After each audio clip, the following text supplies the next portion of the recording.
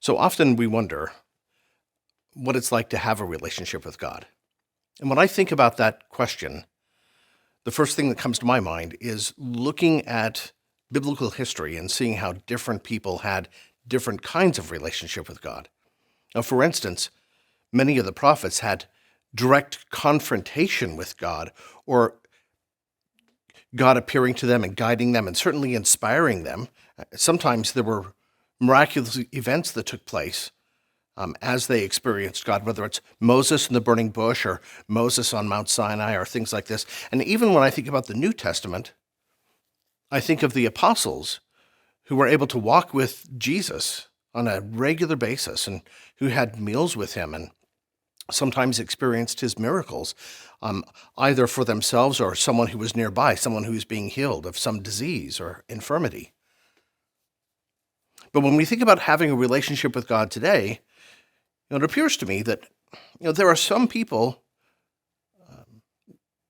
whose lives are more directly impacted by God. God is present, perhaps doing some miracles in their lives or what have you. But for some of us, God can seem mysteriously absent, invisible, inaccessible.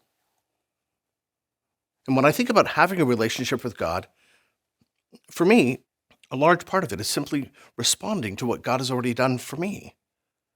He's revealed himself. He's given us his word. I can read the word. I can think it through. I can pray to him and seek his input in my life, whether it's I need wisdom. James tells us to pray and ask for wisdom, or whether there's a need for healing. We can pray and ask for healing.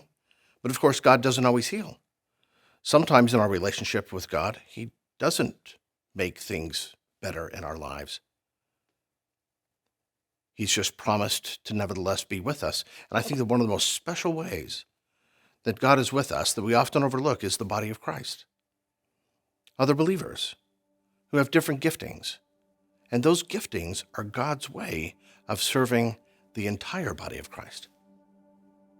So when I think about a relationship with God, I think about those sorts of things, but also turning it back to me, perhaps to you.